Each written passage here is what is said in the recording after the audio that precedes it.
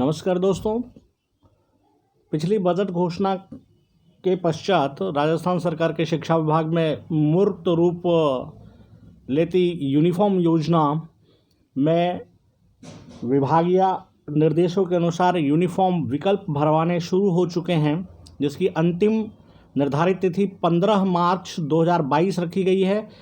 इसमें अब तक की जो सूचना है वो कक्षा 1 से 5 तक मांगी गई है और इसका क्रियान्वयन का आधार जो है वो वार्षिक कार्य योजना और बजट 2021-22, इसके साथ ही जो बजट घोषणा थी उसका बिंदु संख्या 6 को आधार मानते हुए राजकीय विद्यालयों में कक्षा 1 से 8 तक पढ़ने वाले सभी नियमित विद्यार्थियों को निःशुल्क यूनिफॉर्म के 2 सेट उपलब्ध करवाए जाने के प्रावधान है।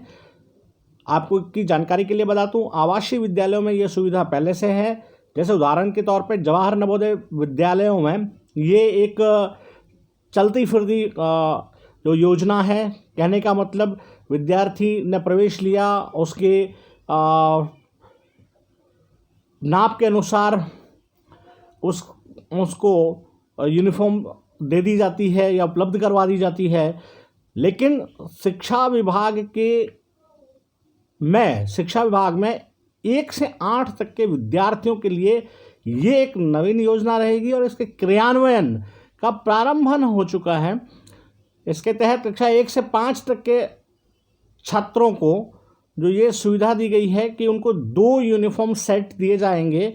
पहला यूनिफॉर्म और जो सेट होगा वो शर्ट और फुल पैंट होगी और दूसरी यूनिफॉर्म जो होगी वो शर्ट और निकर होगी। विकल्प इसी में से भरवाया जा रहा है कि क्या विद्यार्थी इन दोनों यही जो सुविधा दी गई है उसके अनुसार ही लेना चाह रहा है या इसमें से कोई एक विकल्प पे ही जा रहा है, वो फुल पैंट नहीं चाहता और दोनों ही नेकर चाह रहा है। तो इसकी जानकारी विभाग अपने स्तर पर मुहैया करवा रहा है और नीचे से लेकर ऊपर तक के स्तर के एक मॉनिटरिंग कमेटी भी इसमें निर्धारित की जा चुकी है। कक्षा 1 से 5 तक की छात्राओं के लिए चयन का आधार रहेगा। पहली यूनिफॉर्म उनको कुर्ता व सलवार प्रस्तावित है और दूसरा यूनिफॉर्म सेट जो है शर्ट और स्कर्ट है। अब बच्चियां तय कर लें कि वो क्या चाह रही हैं। पहली से 5वीं तक की बच्ची यदि कंफर्टेबल नहीं है कुर्ता और सलवार में तो उसे शर्ट और स्कर्ट दी जा सकती है। 15 मार्च 2022 तक का जो विकल्प पत्र अभी सामने आया है, जो राजस्थान स्कूल शिक्षा परिषद जयपुर को जाएगा मार्फत जिला स्तर के, उस विकल्प के अनुसार ये चयन करना होगा विद्यार्थियों को। और जो मॉनिटरिंग कमेटी बना रखी है वो विद्यालय स्तरीय मॉनिटरिंग कमेटी होगी, संबंधित विद्यालय के संस्था प्रधान। ये स्थिति रहेगी आपकी प्राथमिक और उच्च प्राथमिक विद्यालयों में। जो संस्था प्रधान का दायित्व तो देख रहे हैं वो और उनके साथ या उनके द्वारा एक नामित प्रभारी अध्यापक होंगे, जो यूनिफॉर्म प्रभारी के रूप में नामित होंगे। ये दोनों ही मॉनिटरिंग कमेटी के सदस्य हैं या मॉनिटरिंग कमेटी कह सकते हैं, क्रियान्वयन के लिए उत्तरदायी सदस्य हैं विद्यालय स्तरीय। इसका ऊपरी लेवल आता है पीईओ यूसीईओ स्तरीय मॉनिटरिंग कमेटी।